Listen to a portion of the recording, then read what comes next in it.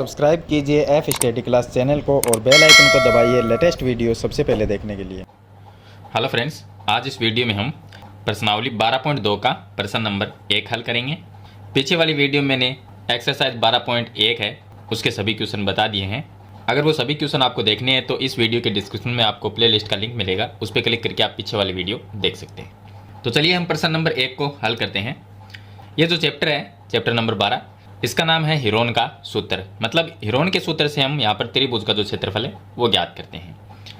तो प्रश्न नंबर 1 देखिए, एक पार्क चतुर्भुज ABCD के आकार का है। एक पार्क है वो चतुर्भुज जैसा है जिसमें कोण C 90 डिग्री है। तो यहाँ पर मैंने एक चित्र बनाया है, इसमें जो कोण C है वो है 90 डिग्री। AB भुजा 9 मीटर की है, ये AB भुजा 9 मीटर की। BC भुजा 12 सेंटीमीटर मीटर की, ये हो गई BC 12 मीटर की। CD भुजा 5 मीटर की है, ये नीचे वाली जो CD है आधार, ये 5 मीटर है। और AD जो है वो 8 मीटर है, यहाँ पर ये AD भुजा 8 मीटर की है। तो इस पार्क का कितना क्षेत्रफल है, इस पूरे पार्क का हमें क्षेत्रफल ज्ञात करना है।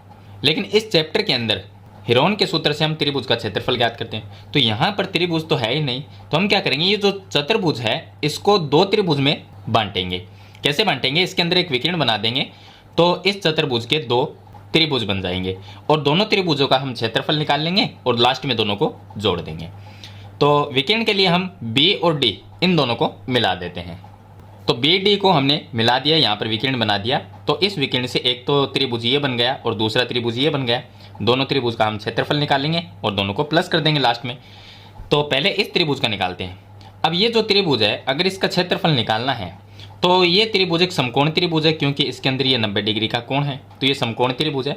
और इसका क्षेत्रफल आप 1/2 आधार गुणा ऊंचाई सूत्र से निकाल सकते हैं।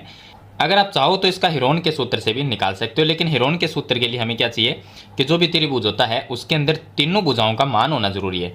तो एक भुजा ये है 12 मीटर की, दूसरी भुजा 5 मीटर की है, लेकिन ये तीसरी जो भुजा है बीच में, ये विकर्ण है, वो इस त्रिभुज की भुजा ही है, तो इसका मान नहीं है। तो इसका मान हमें क्या है, निकालना पड़ेगा।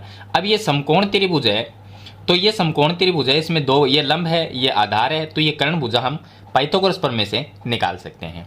तो पहले हम क्या करेंगे, ये जो भुजा है, ये जो विकर्ण है वो निकाल लेंगे। और ये विकर्ण क्या है, कर्ण है, क्योंकि इस त्रिभुज की बात करें तो ये 90 डिग्री वाला त्रिभुज है, मतलब कि समकोण त्रिभुज।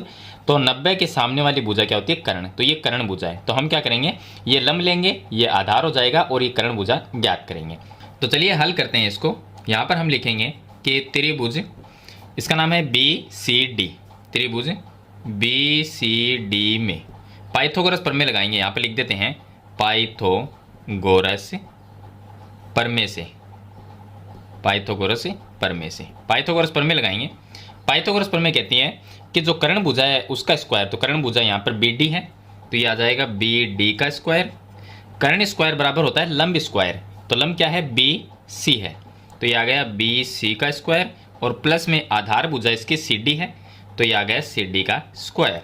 आधार स्क्वायर हो जाएगा, कर्ण स्क्वायर बराबर लंब स्क्वायर प्लस आधार स्क्वायर। कर्ण भुजा का मान निकालना है तो इसको ऐसा कैसा रख देंगे, तो ये आ जाएगा BD स्क्वायर बराबर BC का मान कितना है, ये BC है, इसका मान 12 है, तो ये आ जाएगा 12 का स्क्वायर। और प्लस आगे CD है, तो CD 5 मीटर है, तो ये आ गया 5 का स्क्वायर। इसको हल करेंगे तो ये आ जाएगा BD स्क्वायर बराबर 12 का स्क्वायर 144 होता है और 5 का स्क्वायर 25 होता है। दोनों को जोड़ेंगे तो 169 हो जाएंगे, तो ये आ जाएगा BD स्क्वायर बराबर 169। और ये 169 है, तो इसका रूट भी निकलता है तो 13 आते हैं, तो ये आ जाएगा BD बराबर स्क्वायर हटाएंगे तो अंडर रूट आ जाएगा 169 का। 169 का अंडर रूट निकालेंगे तो रूट निकालेंगे तो BD बराबर आ जाएगा 13 मीटर, क्योंकि ये भुजाएं मीटर में है सभी, तो ये भी 13 मीटर आ जाएगी। BD भुजा का मान 13 मीटर है, मतलब ये BD जो भुजा है, जो विकर्ण है, ये कितना है, 13 मीटर है। तो मैं यहाँ पर लिख देता हूँ 13 मीटर। अब ये भी आ गया। अब ये जो त्रिभुज है BCD, इसका क्षेत्रफल हिरोन के सूत्र से भी निकाल सकते हैं, क्योंकि 1 2 3 ये तीनों भुजाओं का मान दिया गया है। या आप 1/2 आधार गुणा ऊंचाई उससे भी निकाल सकते हैं, क्योंकि ये समकोण त्रिभुज है तो इसमें ये आधार होगा और ये ऊंचाई होगी। तो पहले हम BCD का क्षेत्रफल निकालते हैं। तो यहाँ पर लिखते हैं त्रिभुज BCD का क्षेत्रफल। तो इसका क्षेत्रफल हम निकाल लेते हैं 1/2 गुणा में आधार गुणा में ऊंचाई, इस सूत्र से निकाल लेते हैं। तो 1/2 का 1/2 आ जाएगा, आधार इसका 5 मीटर है, तो ये आ गया 5, और गुणा में ऊंचाई इसकी 12 मीटर है, तो ये आ जाएगा 12। अब 2 का भाग इसमें देंगे, 6 बार जाएगा, और 6 को 5 से गुणा करेंगे तो ये आ जाएगा 30। तो यहाँ पर मैं लिख देता हूँ, ये आ गया 30 मीटर स्क्वायर। क्षेत्रफल हमेशा स्क्वायर में आता है। तो ये जो त्रिभुज है, इस त्रिभुज का तो हमने क्षेत्रफल निकाल लिया, हेरोन के सूत्र से भी निकाल सकते हैं। अब ये जो इधर वाला त्रिभुज है, इसका क्षेत्रफल निकालेंगे। अब इसका क्षेत्रफल हम इस सूत्र से नहीं निकाल सकते हैं, क्योंकि इसके अंदर कोई भी 90 डिग्री का कोण नहीं है, आधार और ऊंचाई हमें पता नहीं है इसके। तो इसलिए क्या है, एक भुजा ये हो गई, दूसरी ये हो गई, तीसरी भुजा ये हो गई 13 मीटर वाली। तो 3 भुजाएं हमारे पास में हो तो हम हेरोन का सूत्र लगा के और क्षेत्रफल ज्ञात कर सकते हैं इस त्रिभुज का। तो इसका नाम है BAD। तो ये हो जाएगा त्रिभुज BAD का क्षेत्रफल। इसका हम क्षेत्रफल निकालते हैं।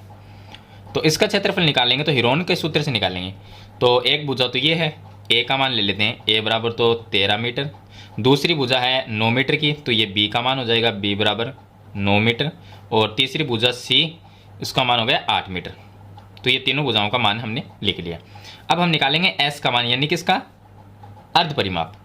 तो S का मान निकालेंगे। S बराबर क्या होता है, तीनों भुजाओं का योग, मतलब कि 13 प्लस 9 प्लस में 8 और बट्टे में 2। तो इनको प्लस करेंगे तो ये आ जाएंगे 30, और बट्टे में आ जाएगा 2, भाग देंगे तो ये आ जाएगा 15 मीटर। ये आ गया S का मान, मतलब अर्ध परिमाप। अब हेरोन के सूत्र से हम क्षेत्रफल निकालेंगे। तो हेरोन का सूत्र मैं यहाँ पर लिख देता हूँ। तो ये हेरोन का सूत्र हो गया। अब यहाँ पर S का मान लिखते हैं सबसे पहले। तो ये रूट आ जाएगा, और S का मतलब है 15, ये 15 आ गया। फिर से ब्रैकेट, S का मान 15, और माइनस में A का मान, मतलब पहली भुजा 13, और फिर से आ जाएगा ये 15 माइनस B का मान 9, फिर से आ जाएगा 15 माइनस C का मान 8, यानी कि तीसरी भुजा। इसको हल कर लेंगे तो ये 15 का आ जाएगा 15, और इसके गुणा में 15 माइनस 13 करेंगे 2, फिर इसके गुणा में 15 माइनस 9 करेंगे तो ये 6 आ जाएगा, और फिर गुणा में 15 माइनस 8 करेंगे तो ये आ जाएगा 7, और इसका अंडर रूट लगा देंगे। अब इसको हम लिख सकते हैं, अगर इसका रूट निकालें तो 15 को हम लिख सकते हैं 3 गुणा में 5, फिर ये आ गया 2, फिर यहाँ पर 6 को लिख सकते हैं 2 गुणा 3, फिर गुणा में 7, ये लिख सकते हैं। अब देखिए इसके अंदर 3 है, वो 2 बार है, और 2 भी 2 बार है, तो ये 3 भी 2 बार है और 2 भी 2 बार है, तो ये रूट से बाहर आ जाएंगे। तो ये 2 भी आ जाएगा, और गुणा में इसके 3 भी आ जाएगा, और 5 और 7 को गुणा कर देंगे तो ये आ जाएगा 35, तो अंडर रूट में रह जाएगा 35। अब इनको गुणा कर देंगे, इनको गुणा करेंगे तो 3 को 2 से गुणा करेंगे 6, अंडर रूट 35। तो चलिए मैं यहाँ पर लिख देता हूँ, इसको हल करेंगे तो कितना आएगा, 6 अंडर रूट में 35। आगे हल करेंगे तो ये आ जाएगा 6 की जगह 6 रह जाएगा, और गुणा में अगर आप रूट 35 का रूट निकालते हो तो इसका रूट आता है लगभग 5.92, ये आ जाएगा।